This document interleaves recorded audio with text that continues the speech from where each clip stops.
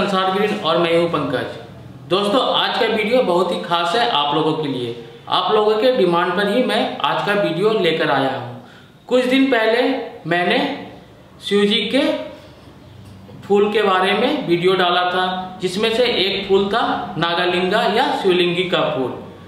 बहुत सारे दर्शक हमसे शिवलिंगी के फूल के बारे में जानकारी डिटेल से चाहते थे, इसलिए मैंने आज का वीडियो शिवलिंगी के फूल के ऊपर लेकर आया हूँ।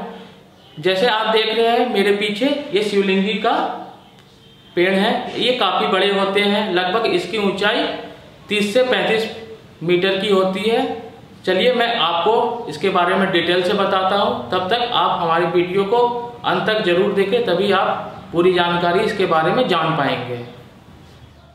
चलिए आप एक बार इसके पेड़ को ऊपर से नीचे तक देख लीजिए। इसके पेड़ कितने शानदार दिख रहे हैं और इसमें ढेर सारे खूबसूरत फूल भी आपको नज़र आ रहे होंगे। आप ध्यान से देखिए, आपको नाग की आकृति दिखाई देगी और सेंटर में आपको शिवलिंग की आकृति नज़र आएगी। आप ध्यान से देखिए, ये छोटा सा सफ़ेद शिवलिंग दिखेगा। यह प्राकृतिक शिवलिंग है। मैं यही चीज़ आपको बड़ा करके दिखला देता हूँ, आप ध्यान से देखें। शिव पुष्प या शिवलिंगी के फूल का सावन के महीने में खास महत्व होता है। इसे नागकेसर, नागलिंगा और भी बहुत सारी भाषाओं में अलग अलग नाम से जाना जाता है। शिव पुराण में इसकी विशेष महिमा का वर्णन किया गया है। ये शिव का सबसे प्रिय फूल है, क्योंकि प्राकृतिक रूप से इसमें शिवलिंग भी है और शिवलिंग के ऊपर नाग यानी कि सांप की आकृति भी बनी हुई है। अगर हम झारखंड राज्य की बात करते हैं तो झारखंड में बाबा धाम देवघर भी है और दुमका में भी शिव जी का बहुत बड़ा मंदिर है। दोनों ही जगह आप इसके विशाल वृक्ष देख सकते हैं। झारखंड में दुमका के वासुकीनाथ मंदिर के सटे दारुक वन में इस तरह के बहुत सारे पेड़ हैं और इस फूल को शिवलिंगी का फूल खास इसकी शिवलिंग की आकृति के ही वजह से कहा जाता है। आप अगर ध्यान से देखेंगे तो फूलों के बीच में आपको शिवलिंग की क्लियर आकृति नजर आएगी। इसके पेड़ बहुत बड़े होते हैं, बहुत ही बड़े, और सावन के महीने में इसको देखने के लिए लोगों की भीड़ उमड़ पड़ती है। ऐसी चर्चा है, ऐसा कहा जाता है कि ये फूल किसी जब इसका मतलब नया पौधा, नया पेड़ आप लगाते हैं तो उस पर फूल आने में 12 वर्ष का समय लगता है और ये एक फिक्स टाइम पीरियड है। मतलब जब भी आप इसका पेड़ लगाएंगे, चाहे बीज से लगाएं, कटिंग से लगाएं, नर्सरी से लाकर लगाएं, फूल 12 साल पर ही आएंगे। एक फूल भी भगवान शिव के लिए खास माना जाता है। इसका एक फूल ही अगर भगवान को आप चढ़ा देंगे तो ऐसी मान्यता है कि वो प्रसन्न हो जाते हैं और भक्त की सारी मनोकामना पूरी हो जाती है। ये तो थी शिव पुराण में वर्णित वो बातें जो धर्म से संबंधित है, पर आप संसार ग्रीन देख रहे हैं और आपको विज्ञान की बात ना बताई जाए, ऐसा कैसे हो सकता है। इससे इंग्लिश में कैनन बॉल ट्री भी बोलते हैं, संस्कृत में तो नागलिंगम के नाम से ये जाना ही जाता है। इसको उगाने का बेसिक रीज़न ये है, इकोलॉजी की दृष्टिकोण से अगर हम देखें, इकोसिस्टम के लिए अगर हम इसको देखें तो ये नेचर के लिए बहुत ही अच्छा प्लांट है। जो ओवरऑल, वैसे भी हम कहते हैं कि शिव सबके पोषक हैं, तो ओवरऑल ये प्लांट जो है नेचर को गार्ड करता है और सबके लिए ये बहुत ही हेल्पफुल है, बहुत ही अच्छा है। इसको लोग उगाते किस लिए हैं, तो जो फ्लावर का जो एक्सट्रैक्ट होता है वो स्किन डिजीज की और करने के लिए, एलर्जी के इलाज के लिए यूज़ होता है या इस्तेमाल होता है।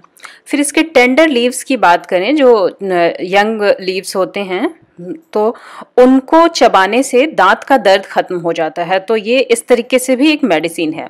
इसके अलावा इसके टेंडर लीव्स के जो रस होते हैं उनका पेट दर्द के इस्तेमाल के लिए, सर्दी खांसी के इलाज के लिए भी इनका इस्तेमाल होता है और आयुर्वेद में इनकी बहुत सारी दवाइयाँ बनाई जाती हैं। बट मैं आपको ये बता दूं कि ये एडिबल तो नहीं है, इंसान के लिए ये एडिबल नहीं है। दवाइयों के तौर पे इनका हल्का डोज ही लिया जाता है। इनके फलों की आकृति देख रहे हैं आप, इसी वजह से इनका नाम कैनन बॉल है। कैनन बॉल यानी तोप का गोला। जो पुराने जमाने में तोप में गोले डाले जाते थे ना, वो ऐसे ही दिखते थे और इनका साइज भी तोप के गोलों जैसा ही होता है। ये बहुत बड़े और हैवी फ्रूट होते हैं और इनको जानवर खाते हैं। जो बड़े जानवर हैं उनके खाने के लिए इस्तेमाल होता है। हालांकि इसको सड़कों के किनारे नहीं लगाने की सलाह दी जाती है, क्योंकि जब पेड़ से इसके फल गिरते हैं तो तेज़ धमाके की आवाज़ भी होती है, आसपास के लोग डर सकते हैं। और अगर आपके सिर पे गिर गया तो आप ही सोचिए। फिर इसके फूलों से बहुत तेज़ खुशबू आती है।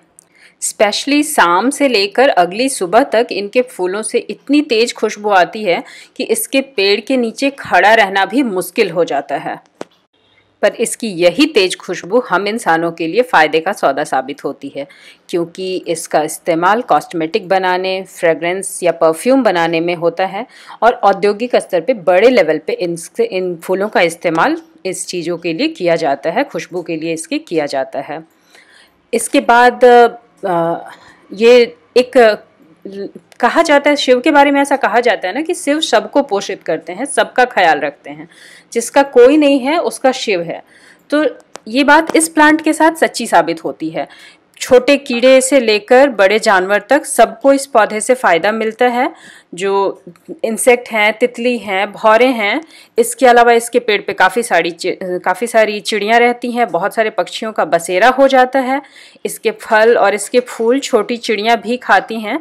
आप अभी आसपास भी यहाँ पंछियों को देख सकते हैं। बात सिर्फ सावन की नहीं है।